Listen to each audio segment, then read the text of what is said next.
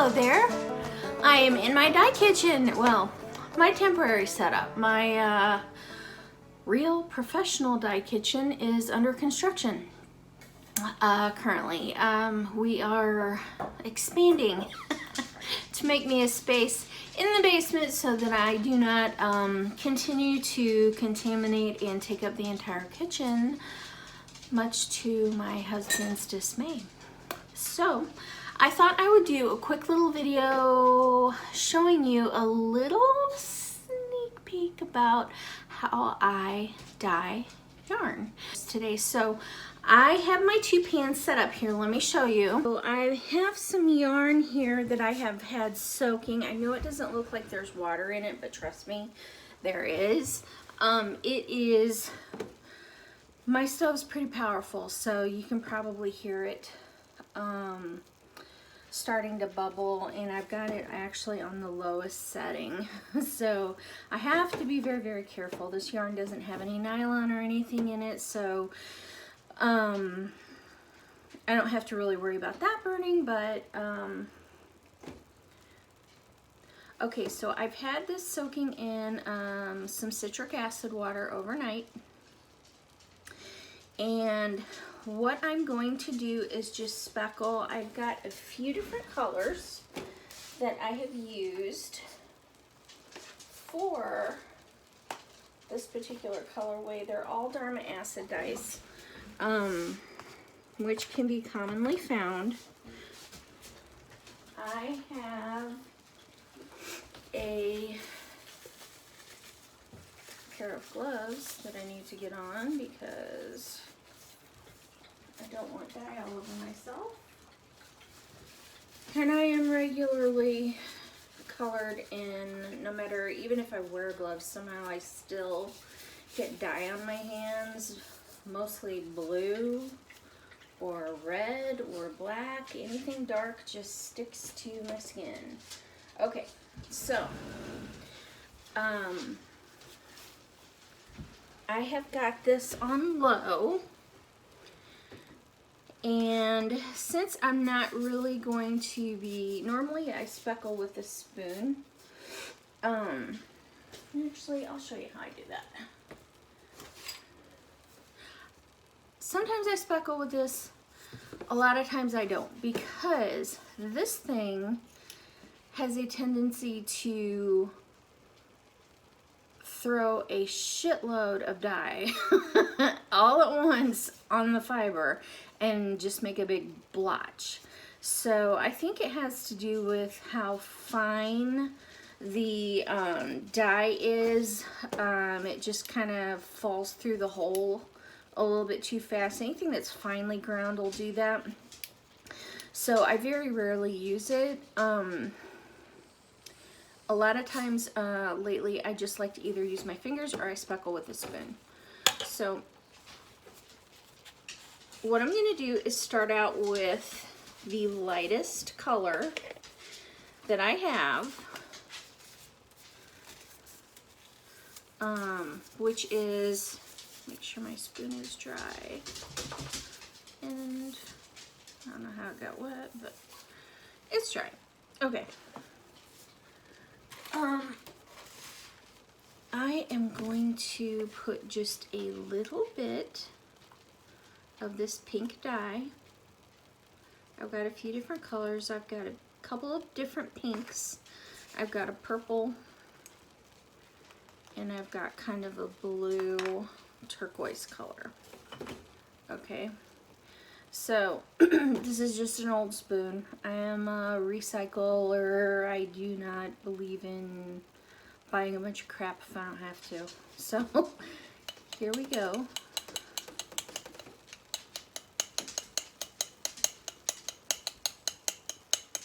A lot of times you can't see the speckling.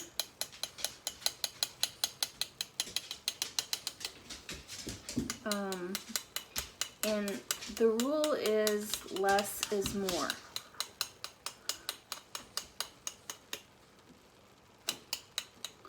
Because once you glob a bunch on there, it's kind of a little bit late to go back.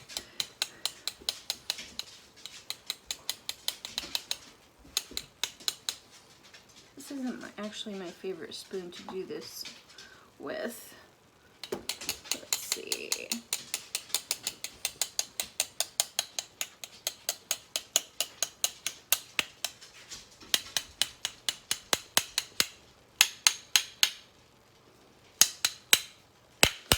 Okay, like I said, less is more. So, a little bit of this pink on here.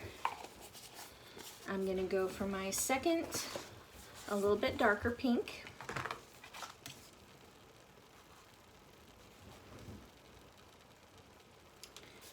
And try to be a little bit random. Now for this particular colorway, I do want to preserve some of the white. Normally, I like very saturated colors, especially for, you know, solids or tonals. Variegated colorways, I generally don't like for there to be a lot of white. But for this one, there's white on purpose.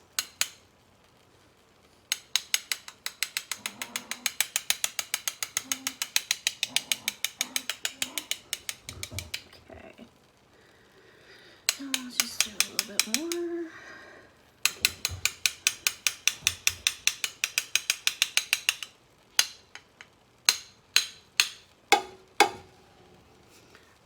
There's another way that you can do this that I use a lot, and that is just using my fingers. So I'll show you that with the next one. I make sure that when I grab a pinch of the dye, that I kind of, you know, make sure I don't have too much. And just go ever so gently.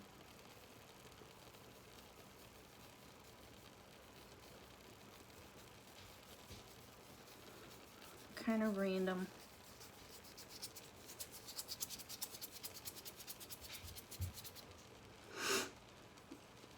Some people speckle both sides. Some people don't. I do, because I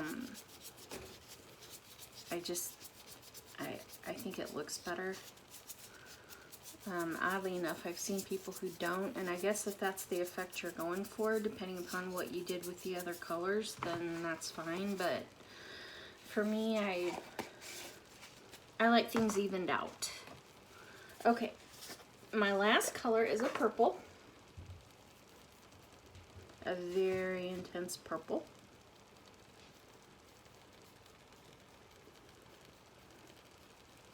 And you can see when I do this with my fingers, it's very, I get a lot finer speckles. You can really, really see it. The individual little teeny tiny flecks. I'll make sure I get everything off my hands. Okay, so because I've had this soaking in the citric acid water overnight, I don't need to add anything else to it. You do, however, have to put a lid on it because you don't want all this water evaporating out of here, and then you will burn your yarn. So let me grab my lid, and we'll let that heat up a little bit. Okay, for this next one, I have a pot, my stainless steel pot that I am using. That is the best material to use. Do not use aluminum. I know it can be a little bit more pricey, but you really, really need the stainless steel because, just because. Do your research. Okay. So, I have some dye stock, and I've added, you can add citric acid to it early or not, depending upon the effect that you're going for.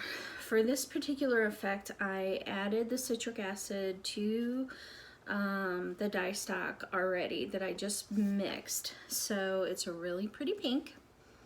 I'm just going to add it in here. Kind of like to rinse my container out a little bit. Make sure I get every drop of dye. Okay. And take my trusty spoon. Mix it up a bit. Now I'm going to go and get 2 dry hanks. Okay, I do use these little shower curtain rings. They don't melt in the hot water. But then again, I do not boil my yarn. I've seen people dye yarn. People don't boil your fiber. If you see bubbles, turn it down. It is just not a good idea to boil your yarn. I don't care if it's superwash or not. So what I do is I kind of lay them in there.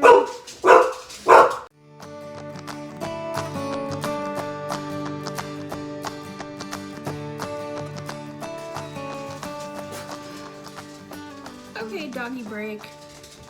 They saw invaders, apparently, highly dangerous children walking by.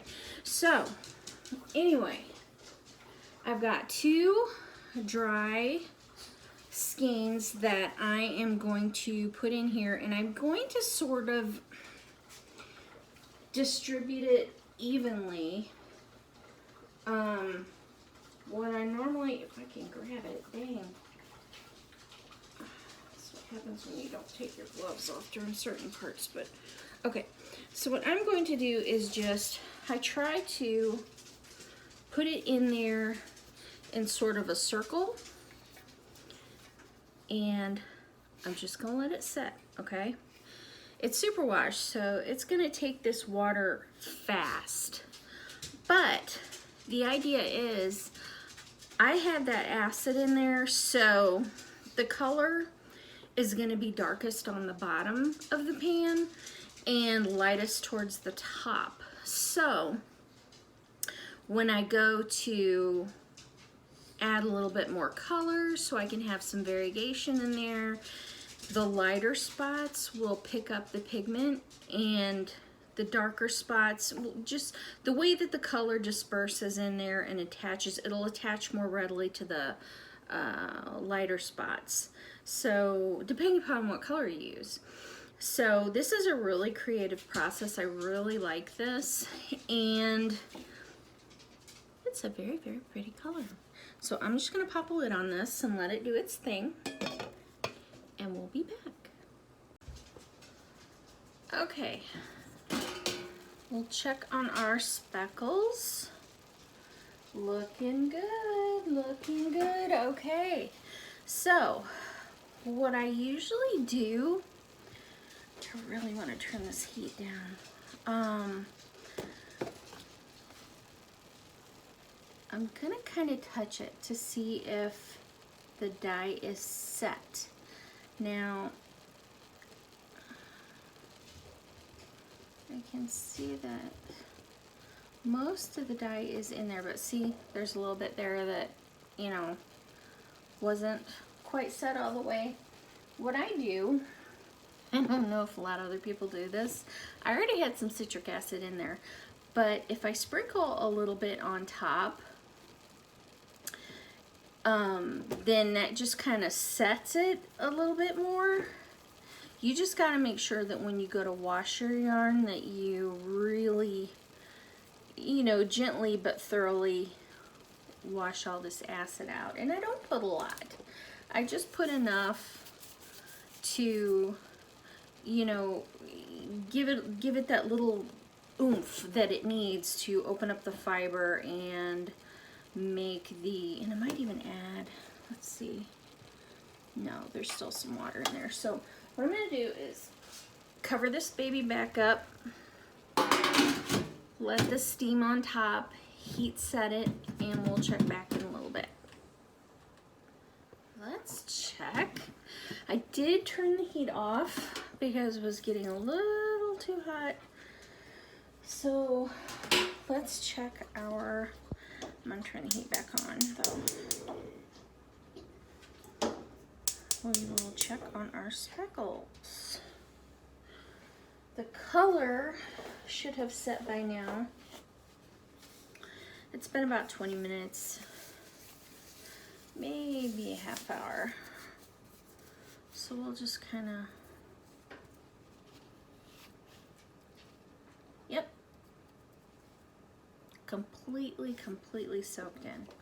So what I'm going to do, and I like to use, especially if I'm working in this big stock pot here, I've got these really long tongs, because then I don't have to get my hands so close to the heat. So I'm going to very carefully turn this over, kind of scrunch it up a little bit and make sure I get mostly the back side of the yarn. Like I said, I do want to preserve some of the white. So, where to go? There it is. That just turned out really pretty. So what I'm going to do is put this here.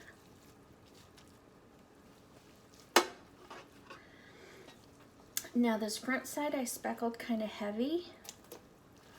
I don't know, I'm not sure yet if I want to be that heavy-handed on the other side, because like I said, I do want to preserve some of the white, a lot of the white actually. So I'm going to get out my colors, and I think this time, starting with the lightest color, I am just going to speckle with my fingers.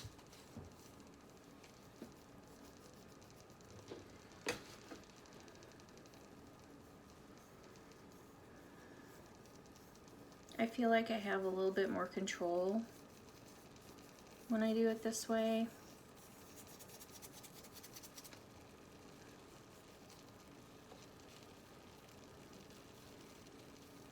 I mean, there's no like wrong way really to do it. I mean, well, I guess there is, depending on the effect you're going for.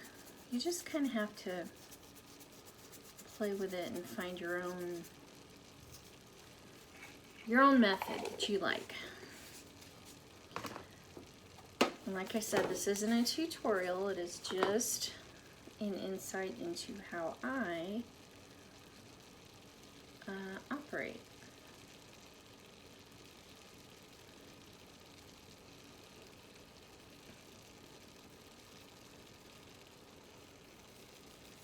And the reason I use such low water is because if you have a higher water table, it will make like the color will spread. It'll make like a blurry, kind of a watercolor effect. Which if that's what you want, that's fine, but that's not what I'm going for. I really want these crisp speckles.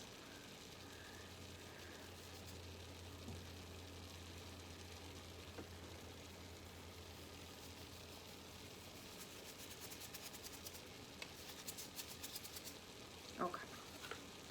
And last but not least, I'll do my favorite, which is purple.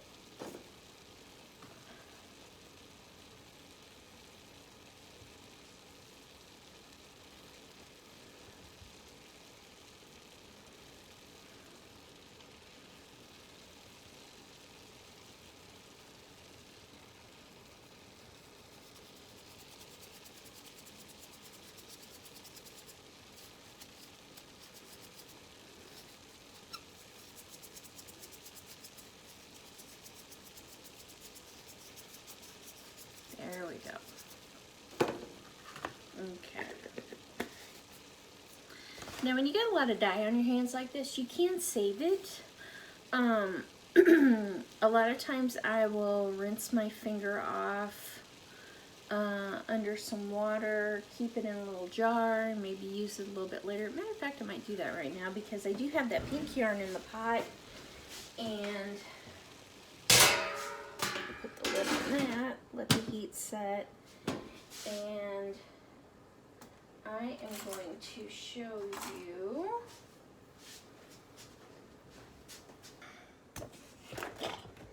okay, so here we have our pink. The color is clear, and you can see I rinsed my hand off, my glove off, and this is all the color that came off of that. So really, I mean, waste not, want not, especially when this color is going to go so good with this one. So like I said, the lighter color, I can show you, is on the top. The darker color should be on the bottom, although this, I guess it being a lighter pink, this color's distributed kind of a little more even than other colors, but that's okay. I'm gonna go ahead and add this pale purple in.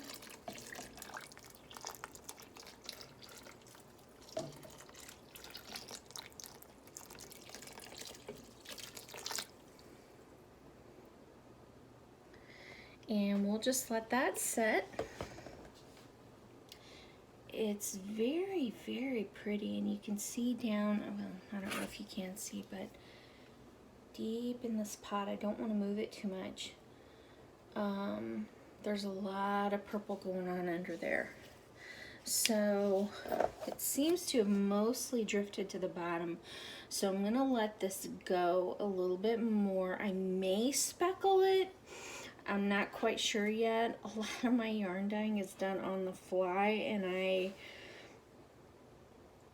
luckily I usually have a pretty good memory as far as my recipes go, but I have so many of them now that I write them down, which is a good idea if you're doing this, because nothing's worse than trying to remember how you made a really great colorway and have somebody ask for it, and then you don't know, you're trying to recreate it and you spend forever and you can't get it right.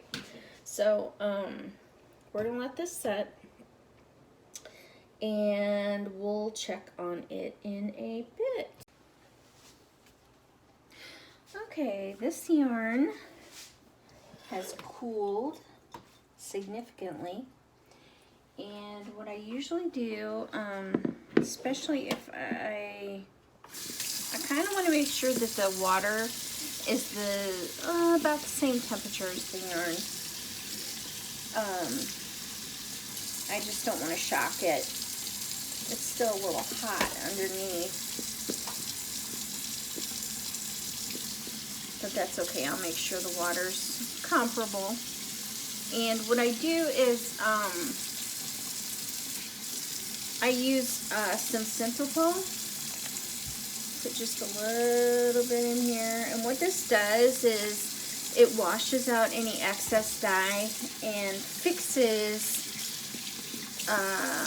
most of it, you know, the rest of it to the skin so that it doesn't bleed when it gets washed.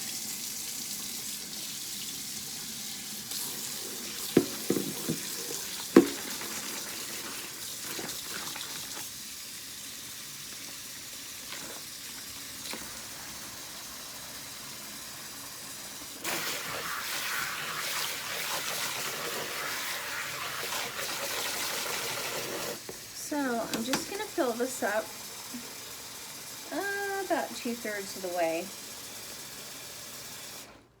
And I am going to set my yarn in here to soak.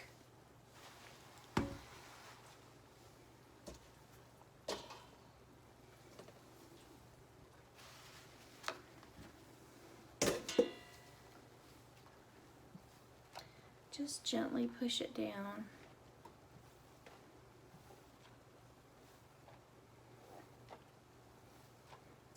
so soft and lovely. Okay. Rinse my hand off. Then we're gonna take a look at our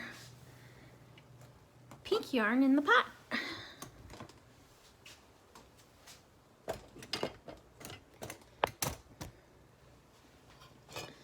Okay.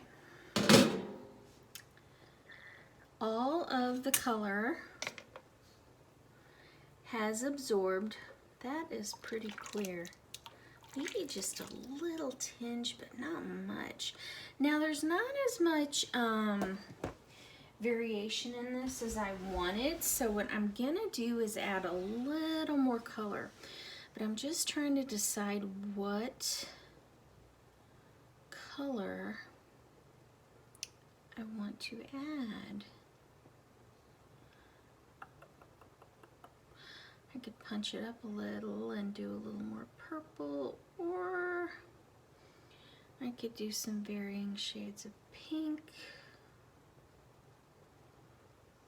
Let me think here. Okay, I'm gonna mix together a little bit more dye stock.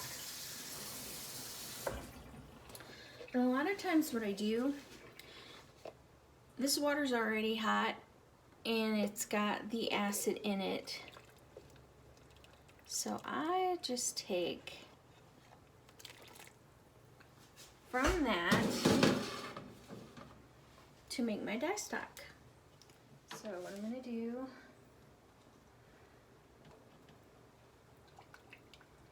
is add a good concentration of dye powder.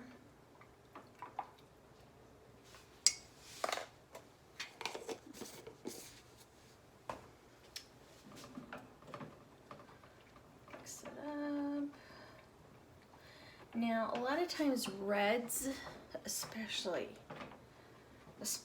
red, will have trouble dissolving in the water. Make sure your water is near boiling, if not boiling hot. That'll make sure that you get all that dye dissolved. Otherwise, you're going to have specks or, you know, little freckling in your yarn. And it won't be the good kind. It'll be, you know, random colors that, you know, from when the dye breaks. So you really want to make sure that it's dissolved all the way. And if it's if it's a particularly stubborn dye, like a lot of the reds and yellows, they need a little bit more help. So you can use some urea. You know, add like I don't know, maybe a teaspoon or something, or half teaspoon of urea, and that will help it dissolve really quickly, actually. Okay, so I'm just gonna add some of this darker pink. I do want to preserve some of the lighter. So I'm just going to kind of add it around the sides. Rinse my cup out. That's pretty. Very pretty. I'm happy with that so far. Okay. So, give you a little bit better look. The light's kind of washing it out a little bit, but it's very, very pretty. So I'm gonna let this cook a little while longer, and then we will see what we can see. Okay, it's been soaking a little bit. Let's see. Ooh, still got a lot of color in there. But you know what I'm gonna do, because I think I do want it to, if you don't let it soak this color up and be patient and not impatient like myself, you will have mud. You put way too many colors in there, and you will get brown or black in some cases. So what I'm gonna do is let all this pretty dye absorb, and I'm gonna wait patiently, and then I may do a little bit more pop of color, not much, because I like the way that it looks right now, but I may put some pops of color in there a little randomly, just here and there, not too much. So we'll just let this cook. Okay, most of this dye is absorbing pretty well, and because the color that I'm going to speckle with is in the same sort of color family,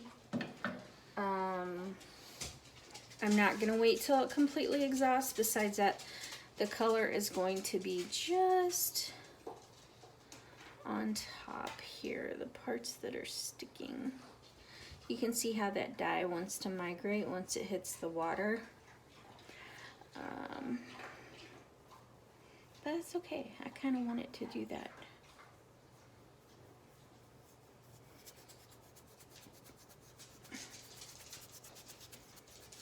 So, just to punch it up a little bit. Maybe just a little bit more.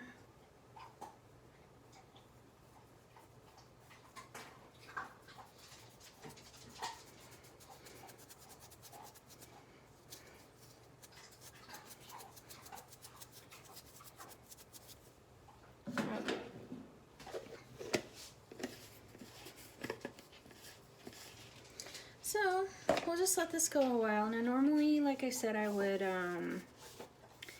take this and run it under some water, which I think I might actually do.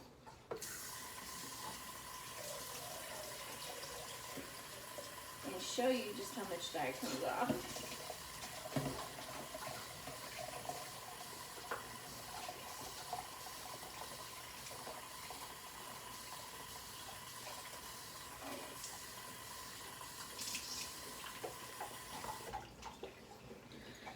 Quite a bit of dye came off that glove, so I'm just gonna pour it in the side here. Like I said, it's the same color family, so there won't be any brown out. So I'm just gonna let this go. And once this color absorbs, I think I'm gonna be pretty happy with the way it is. So once this absorbs, I'll let it cool. Then I'll wash it and we'll look at the final product.